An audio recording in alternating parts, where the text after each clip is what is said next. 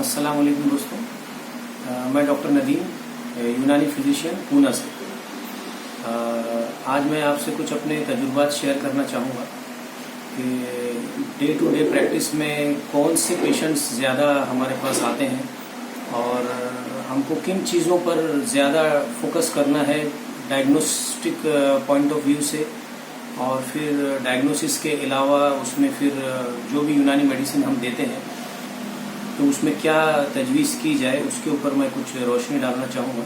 तो हमारी यूनानी प्रैक्टिस के अंदर नंबर ऑफ़ जो पेशेंट्स हैं, जिसमें लगभग 100 में से 70% पेशेंट जो है वो जॉइंट पेन्स और आर्थराइटिस या शियाटिका और इन सब चीज़ों के ज़्यादा पेशेंट्स रहते हैं, और हम लोग उसको एज ए यूनानी पॉइंट ऑफ व्यू से अलग अलग तरीके से ट्रीट करते हैं। ये आज हमारे या मेरे 20-22 साल के तजुर्बे में जो भी पेशेंट्स आज की तारीख में जॉइंट पेन्स के आ रहे हैं, आर्थराइटिस कह लीजिए, शियाटिका के पेशेंट हैं, बैकएक है, स्वेलिंग है, पैरों में सूजन है, ये सब चीज़ों की शिकायत लेके जो भी मरीज आते हैं उनको हम आर्थराइटिस के कॉलम में रखते हैं। लेकिन यूनानी पॉइंट ऑफ व्यू से हमको उसको डायग्नोस करना होता है कि ये आर्थराइटिस कौन से टाइप का है, सफरावी है, बलगमी है, सौदावी है या दमवी है। तो आज की तारीख में जो भी नंबर ऑफ पेशेंट्स आ रहे हैं उसमें 90% पेशेंट्स जो है वो सफरावी है, यानी जितने भी लोग जॉइंट पेन्स, आर्थराइटिस, शियाटिका, बैकएक ये सब चीज़ों से जुड़े हुए हैं वो कहीं ना कहीं सफरा के गलबे के नतीजे में उनको ये सब तकलीफें हो रही हैं। और इसमें एक बहुत बड़ी चीज़ का इन्वॉल्वमेंट है जो हम लोग शायद नज़रअंदाज कर देते हैं।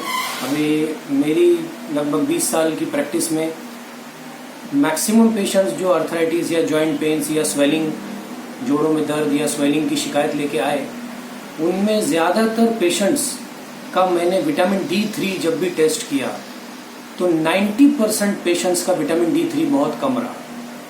तो जब तक हम लोग विटामिन D3 को कवर नहीं करेंगे तब तक आप आर्थराइटिस का या पेन का या स्वेलिंग का आप इलाज मुकम्मल नहीं कर सकते। इसलिए ज़रूरी है कि जो भी पेशेंट्स आपके पास जॉइंट पेन, आर्थराइटिस या शियाटिका इसका आता है तो ज़रूरी है कि आप उसका विटामिन D3 ज़रूर टेस्ट करें, साथ में यूरिक एसिड और कैल्शियम ये ज़रूर चेक करें, और अगर विटामिन D3 कम है तो उसको कवर करने की कोशिश करें। साथ में आप यूनानी में तजुर्बे में जो भी दवाएं हैं, सुरंजान है, चोपचीनी है, माजून सुरंजान, हब्बे सुरंजान, इन सब तमाम किस्म की दवाओं के इफ़ेक्ट्स आपको मिलेंगे।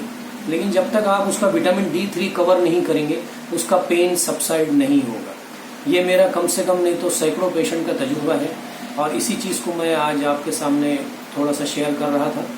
और विटामिन D3 के लिए हम लोग मॉडर्न मेडिसिन का भी थोड़ा सहारा ले सकते हैं कि जैसे अगर विटामिन D3 काफ़ी कम है, बहुत से पेशेंट्स का 3, 5 ऐसा आता है विटामिन D3, तो उसमें थोड़ा सा मॉडर्न का सपोर्ट आप जैसे आर्चिटॉल इंजेक्शन वीकली वंस वो आप दे सकते हैं। साथ में यूनानी में बेहतरीन दवाओं में खमीरा मरवारिद, खमीरा गाउजवन अंबरी, ये दोनों हाफ टी स्पून सुबह शाम थोड़ा दूध से या पानी से इस्तेमाल करें। ये बेहतरीन सोर्स है विटामिन D3 बढ़ाने के लिए यूनानी में। और कुश्ता मरजान सादा ये भी एक अच्छा सोर्स है यूनानी पॉइंट ऑफ व्यू से।